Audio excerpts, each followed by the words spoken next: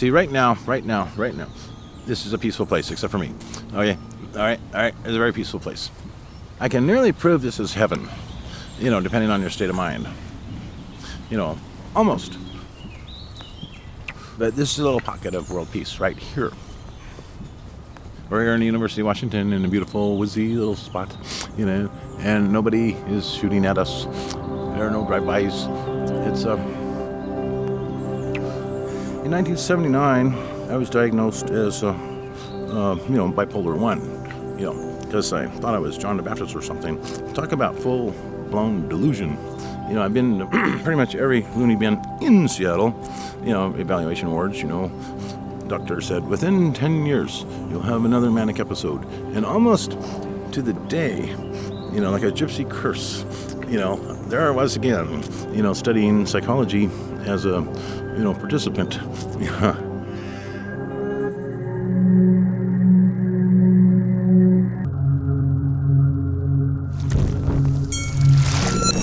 Here Be Monsters, the podcast about the bluest skies you're ever gonna see. The podcast about the unknown.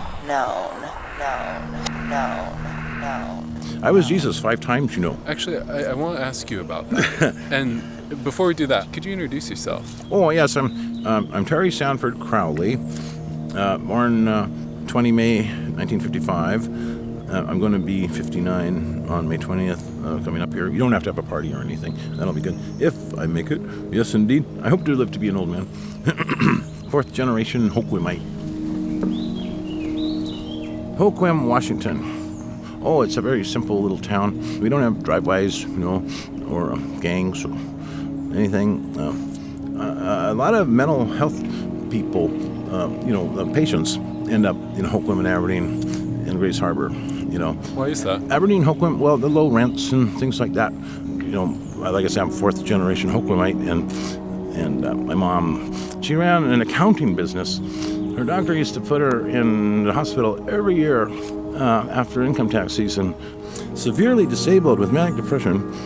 She'd rather call it bipolar 1. It's not good to be raised in a manic depressive household, if you're manic depressive.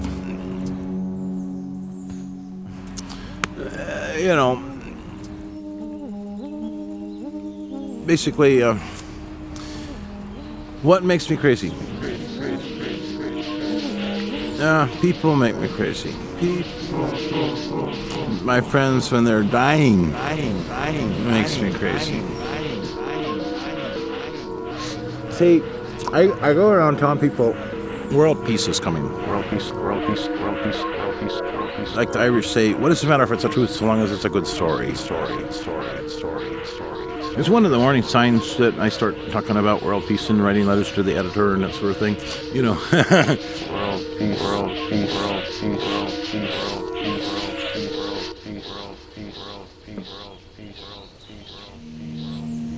Now, I ran into a wandering Buddhist window washer that was on the ferry boat. I said, I thought I was Jesus Christ, and he said, whoa, that's getting pretty far out there. It's okay to think you're Jesus Christ so long as you don't think you're the only one. And I was thinking, oh, that would have been so helpful. See, one time, it was a Thanksgiving, and there was this guy by the Safeway store, pretty much where we met. He was blind, pretty much blind, wet. He was wet. This was Thanksgiving. He was cold, and he was sitting there. He wanted to go to the tent city. I help him do Walgreens. We get him some gloves, and we go over and put him down for the night with a beer. And then about 4 a.m, it occurred to me, wait a minute, get in my car and drive him to the tent city. What am I thinking? So I go and get him in the car. So anyhow, I give him a ride to the tent city. And guess what? He can't be in the tent city. He doesn't have picture ID. Because, he'd been mugged so many times, he didn't have his picture ID. Okay? And he can't go in. So what do we do? So I figure I'm just going to take him to Hoquiam. Try to hook up his bureaucratic nightmare there. I don't know. It was just, he was homeless for 16 years. I don't know. How could I walk away from a guy that just cold and blind and wet, and all he wanted to do was go to the tent city? What can I do? What can I do? Okay, I went nuts trying to help this guy. I was going to fix this, get him his papers, and I didn't get any support from anybody. It's really excruciating, to be overly manic, Crazy. And let's see. I'm pretty sure I was Jesus again. What does it feel like to be Jesus? Oh, man, I'll tell you. It's, okay, you know what executive stress feels like? No. Oh, okay, it's like this overwhelming urge to kill yourself. It's almost overwhelming. So what happened then? Oh, what? How did I end up in the loony bin again? Yeah, see now. Trying to think. I'm still trying to figure out why I go crazy. I think it's the circumstances. Of being hooked up with somebody that is impossible to help. Bringing home homeless people and trying to cure them as if I were a psychiatrist and they were a client and I could help them.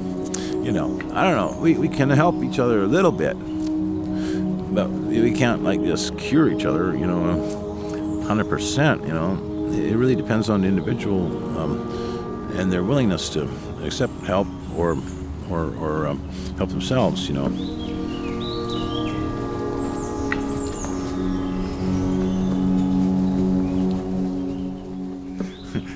Some people go to the University of Washington. I go to Western State Hospital.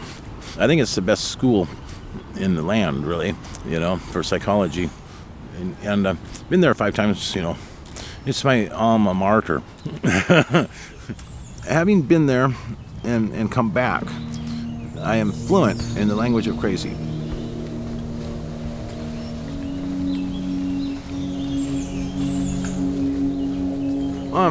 Okay, people are afraid, they're just, they're stigmatized, the crazies, all these crazy people on the street that are homeless. I check in with them, I talk to them. I say, hello, how are you today? You check in with these people, and yeah, I say most hello. people would say that's like a good thing to do, but at the same time, it's the same people who go walking down the street pretending like they can't see anyone on left or right of them. And why do you think people do that? Well, let's see, there's a little song I wrote. How's it go? They say the neon lights are bright, Seattle, the bluest skies you're ever gonna see. The people walking on the street, sometimes their eyes might even meet, but mostly they be watching feet, Seattle, And so that was a, rip-off of a song, but I check with all the crazy people on the street. Why do you do that? Well, like I say, I'm in the crazy gang. No, really. Why do I do that? Well, it's because I'm what you would say, a goddamn missionary. Do you ever worry about thinking you're Jesus again? I hope I'm cured. I really do. Because, see, I have safeties. See, safety upon safety. That this will not occur again. I cannot afford right now to check into a nice, comfortable psychiatric facility. I have people that I have to help, that's real,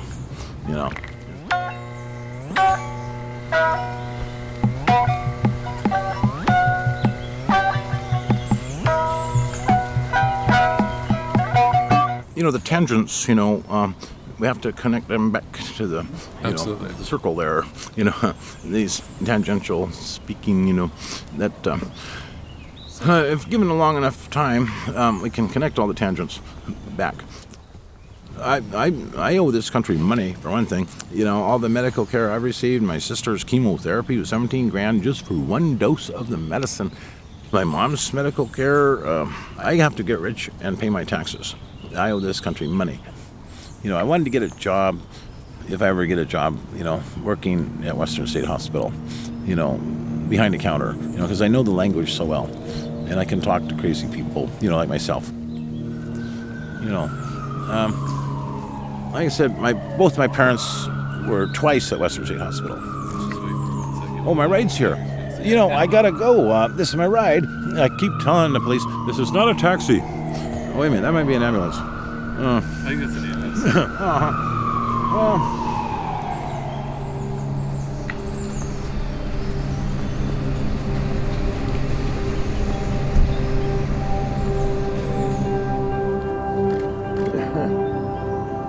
Bipolar disorder is a mental health condition characterized by extreme shifts in mood, energy levels, memory, concentration, sleep, sex drive, appetite, and self-esteem. Bipolar disorder was formerly known as, and is sometimes still called, manic depression. The causes of bipolar disorder are unknown, but current science suggests that there's a hereditary element to the condition. Bipolar disorder can disrupt personal and professional relationships, however, it is treatable. Therapy, medication, and support networks can help to mitigate its negative impacts. Bipolar disorder often goes undiagnosed, misdiagnosed, or untreated. So if you experience symptoms of bipolar disorder or know someone who does, help is available for you or them. And if you're feeling suicidal, please reach out to the National Suicide Prevention Lifeline in the US at 1-800-273-8255. That's 1-800-273-TALK. We have links to more information about bipolar disorder and international hotlines for mental health services and suicide prevention at our own website. That's hbmpodcast.com. Also on our website right now, there are 3 portraits of Terry out in the wooded area where we did the interview. He's wearing big tan Carhartt overalls and a freshly shaved face. So go check those out as well. That's at hbmpodcast.com. This episode was produced by myself, Jeff Entman, along with lots of help from our producer in training, Grant Sprintz, and our story editor, Bethany Denton. Music on this show from Phantom Fauna, The Black Spot, and Lucky Dragons. Okay, one more thing, and it's important. You might remember a while ago when an episode of Here Be Monsters was featured on NPR's Snap Judgment. Snap is a show that you need to be listening to if you aren't already. And that's because they're doing really important work. They're pushing the bounds of radio storytelling. And right now they're doing a Kickstarter campaign, and it's almost over. And as this show hits the internet today, they're currently at 95% of their fundraising goal. And with your help, you can push that over the top. Really, even if it's just $1. So head over to snapjudgment.org and tell them that Here Be Monsters sent you. Again, that's snapjudgment.org. They've got some really great rewards for helping out, but more importantly, it's just good karma. Which reminds me of a New York bird call. You know a New York bird call? No, let's see, we've got to find a bird, first of all. Behind us. Where's the bird? No, let's see. There he is. Hey, you! You with the beak!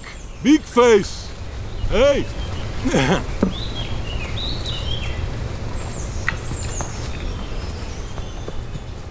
Thanks for listening. More episodes soon.